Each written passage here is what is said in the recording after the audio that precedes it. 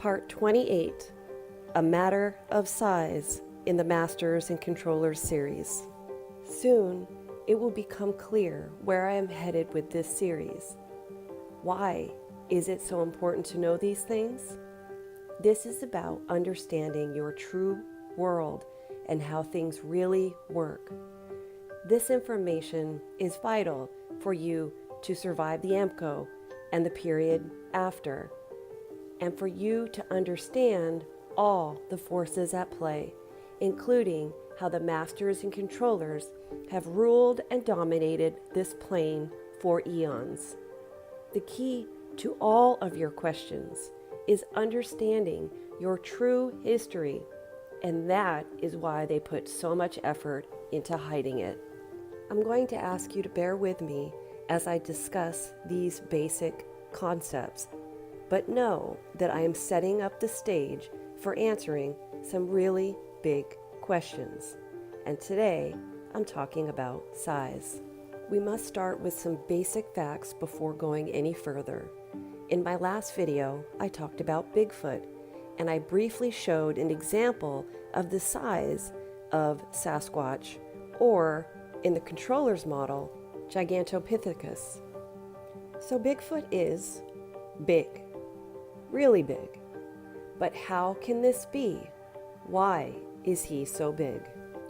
First, let's focus on the fact that there are many variances of size just within the same species.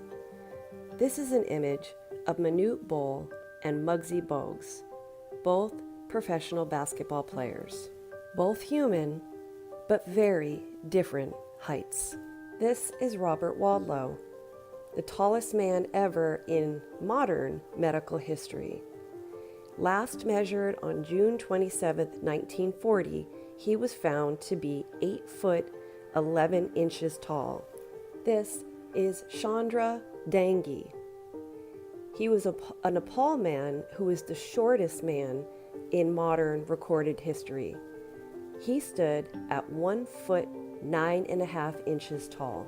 So there are huge variances within the same species.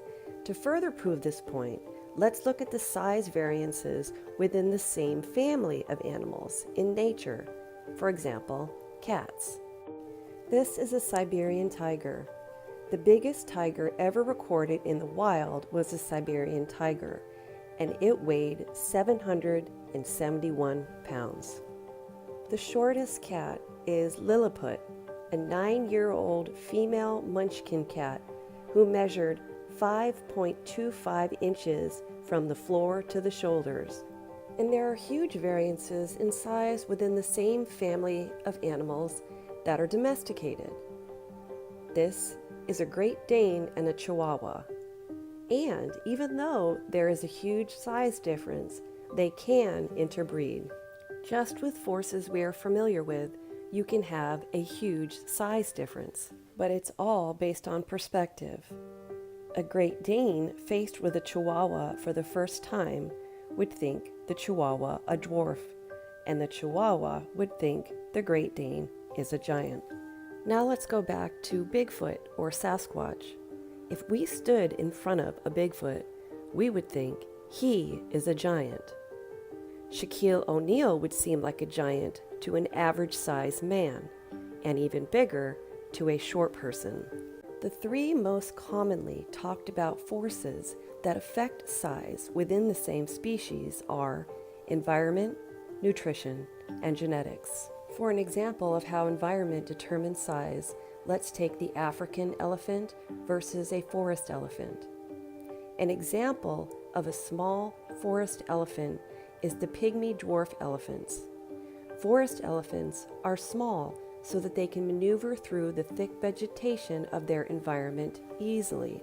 African elephants are the largest because they have less obstacles in the way of vegetation around them, so they can grow to full size. The more vegetation, the smaller the size. The less vegetation, the larger the size. Nature naturally dictates size. Next, let's talk about nutrition. An example of nutrition dictating size is the height differences between races of humans. on average, as a race of people, Asians are smaller in size.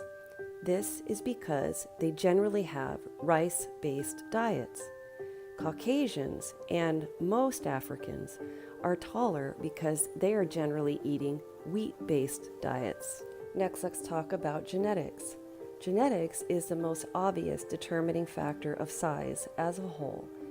If you come from a tall family, you will be more likely to be tall, and vice versa, excluding instances of gigantism and dwarfism. And with all that I have mentioned, the masters and controllers know this.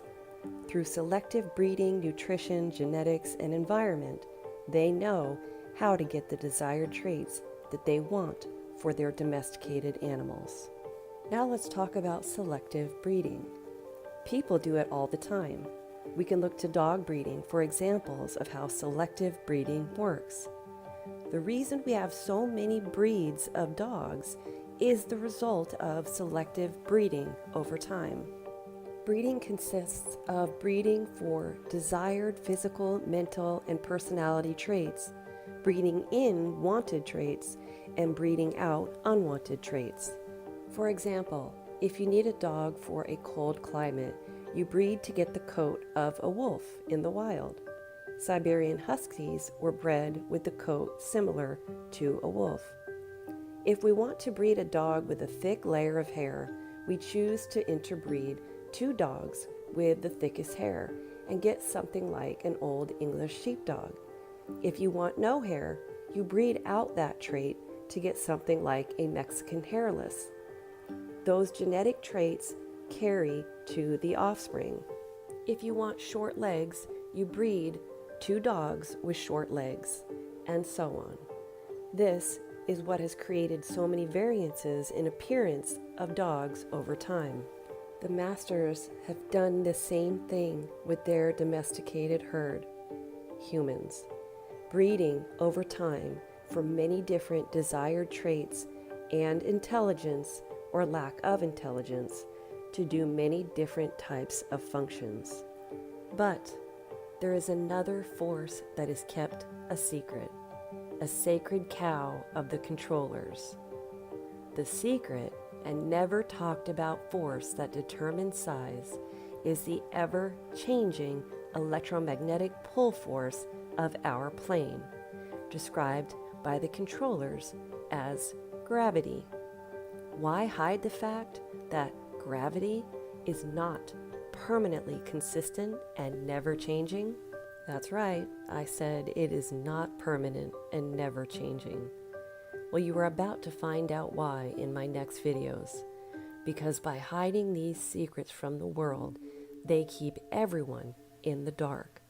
If people knew the secrets about these basic forces that we are bringing to the surface, then people would figure out the truth about our real history, and everything that had been a mystery would suddenly make sense.